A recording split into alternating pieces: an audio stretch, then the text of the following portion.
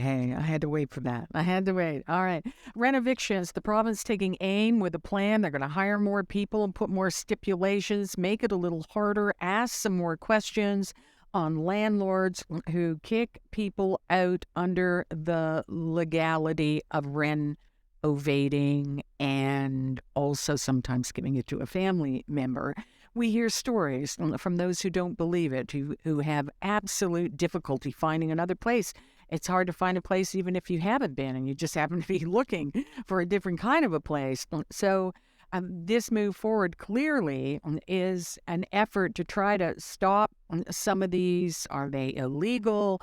Are they just not right? There's a fine line there. It also, as I said, it's complicated. There are those who make their money renting things out. So today we're going to have a lot of views of rental stories as we go in and out of them throughout the show today, whether or not office vacancies or renovictions or trying to find an apartment.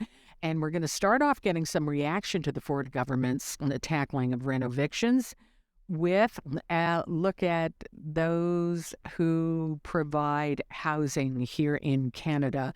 Varun Sriskanda is a housing policy, rent recovery, and a resolving high-risk housing situation guy, a property manager, and advocates for the rights of housing providers here in Canada.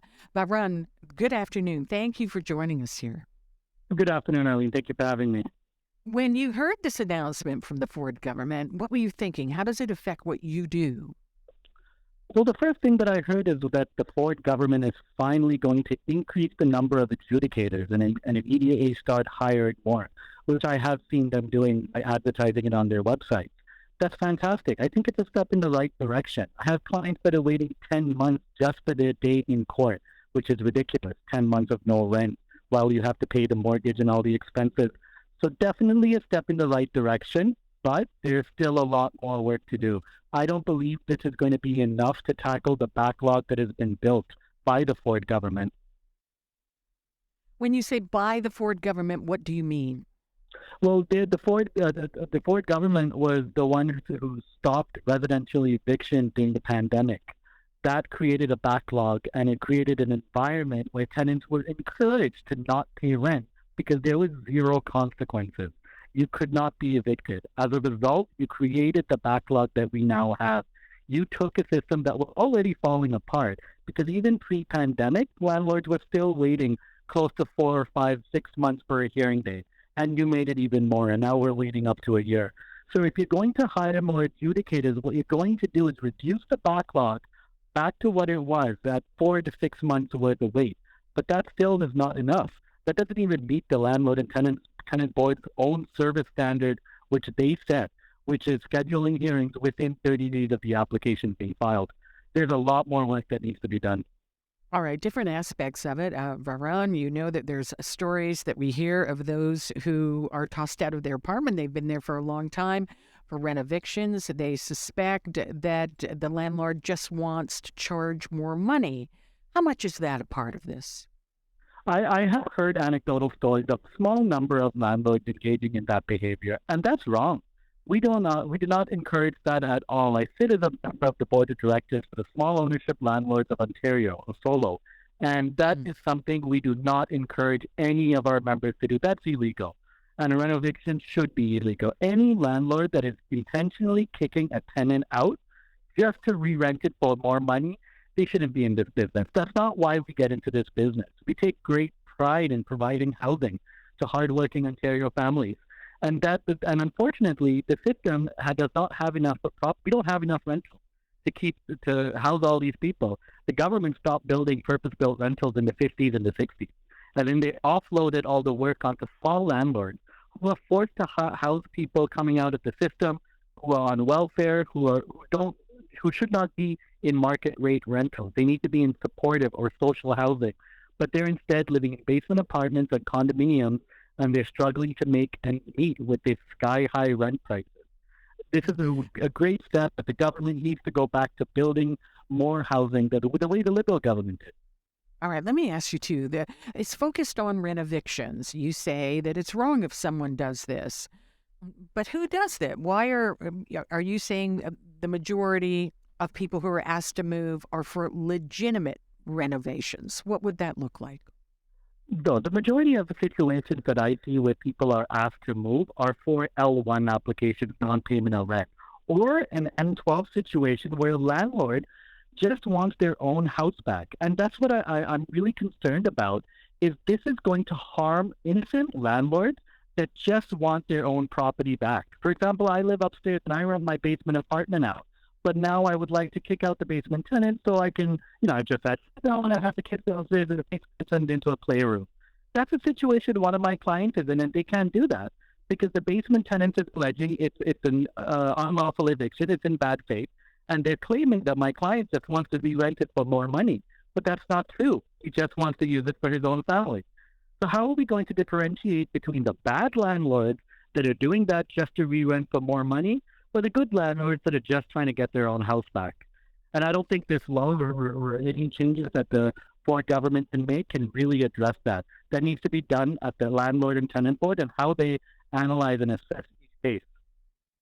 And as you say, what could be done at the landlord and tenant? How do you think you resolve that? Because, people who own houses should be able to take over their rental unit again. And on the proverbial other hand, there are people who've rented a place in good faith and they're up to date on their rent. They get that notice. I know of some, we all do. And they suspect that when they realize that the landlord could make a lot of money, let's face it, as you have just said, the price of rent has skyrocketed. Isn't that a kind of a tempting for landlords? Let me put it that way. Yeah, and I think you need to assess what type of landlords are doing that. So if you have a situation where a landlord owns 7 properties and he's claiming that he wants to move back into one, no, that sounds questionable to me already. Okay. Out of 7 houses, why do you need to move back into this one? I'm going to put my dollar on you kicking the tenant out just to re-rent it for more, and that's wrong. But then what about the situation of a guy who's got one house, he lives upstairs and he rents out his basement? That gentleman right there, my client, he needs to be treated differently at the board. He should not have to wait in line to kick that tenant out in the same line and the same wait times as the guy who owns 7 houses trying to do a renoviction or a bad faith and 12. There needs to be some common sense at the Landlord and Tenant Board. I have heard adjudicators question why we need to even take our houses back or why we need to move into our own property. And one adjudicator at one point asked, well, why don't you go out and rent a house? Well, I'm not going to rent a house because I already own one.